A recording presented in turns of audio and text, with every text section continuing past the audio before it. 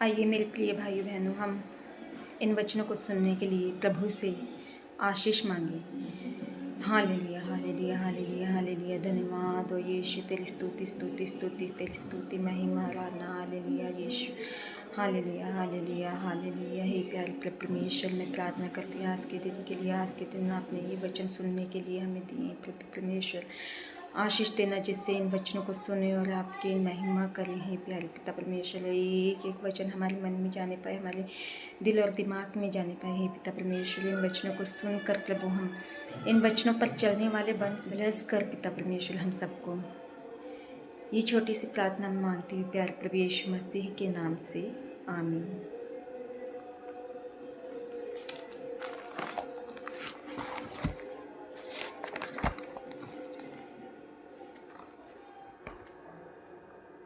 प्रभु यीशु में प्रिय भाई और बहनों, आप सभी को जय यीशु की।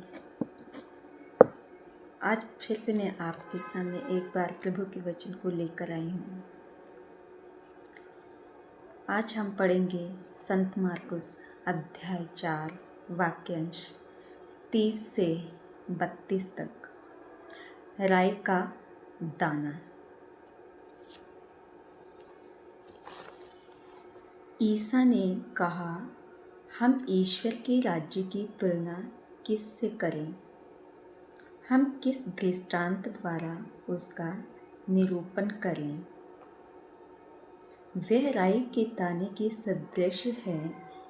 मिट्टी में बोए जाते समय वह दुनिया भर का सबसे छोटा दाना है, परंतु बाद में बढ़ते बढ़ते वह सब पौधों से बड़ा हो जाता है और उसमें इतनी बड़ी बड़ी डालियाँ निकल आती हैं, आकाश के पंछी उसकी छाया में बसेरा कर सकते हैं। मेरे प्यारे भाई और बहनों, आप सभी ने वचन को तो सुना होगा बड़े ध्यान से, जो हमें राई के दाने का दृष्टांत सुनाया गया। वे प्रभु द्वारा दी गई एक रहस्यमय शिक्षा है। प्रभु ने जो एक छोटा सा उदाहरण दिया है सरसों का, यानी राई के दाने का। इन वचनों में बताया है कि प्रभु, मैं समझती हूँ कि आप लोगों ने देखा होगा, जब हम एक दाने को मिट्टी में बो देते हैं, कोई भी बीज, उदाहरण के लिए कुछ भी बीज ले लो, जब हम उसे मिट्टी में बो देते हैं तो वे क्या होता है, हमें दिखाई नहीं देता क्योंकि वो मिट्टी में बोया जाता है, इसलिए वह दिखाई नहीं देता, छिप जाता है।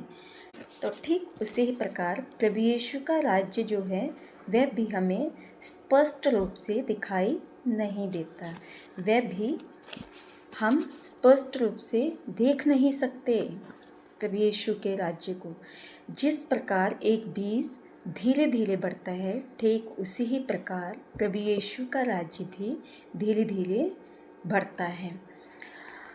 और इन वचनों के द्वारा हमें ये बताया गया है कि ईश्वर का राज्य जो है वह धीरे धीरे ही फैलता है।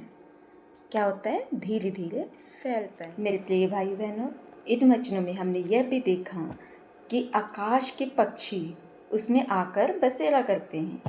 ईश्वर का राज्य जो है हर किसी के लिए आश्रय, शांति और सुरक्षा का स्थान बन जाता है। ईश्वर का राज्य जो है हर किसी के लिए, हर जाति के लिए, हर भाषाओं के लिए हमेशा खुला रहता है। प्रभु के दरबार में कोई भी आ सकता, क्यों ना वह किसी भी जाति, किसी भी धर्म और किसी भी भाषा, क्यों ना वह गरीब अमीर कोई भी हो, प्रभु के राज्य में वह हर कोई प्रवेश कर सकता है। प्रभु उनको अपने द्वार में आने के लिए कभी मना नहीं करते।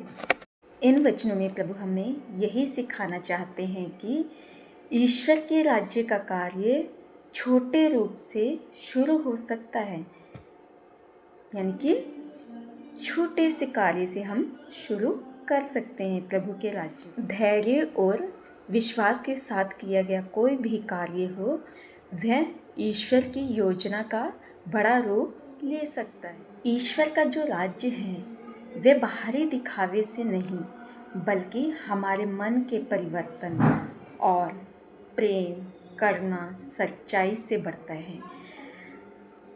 क्या हम झूठ बोलेंगे तो परमेश्वर के राज्य बढ़ेगा? नहीं ना।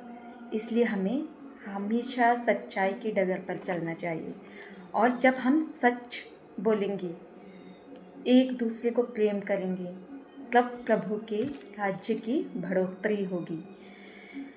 प्रभु में मेरे प्रिय भाइयों और बहनों, आप सभी को आशीष मिले। आपने मेरे वचनों को बड़े ही प्यार और ध्यान से सुना। धन्यवाद।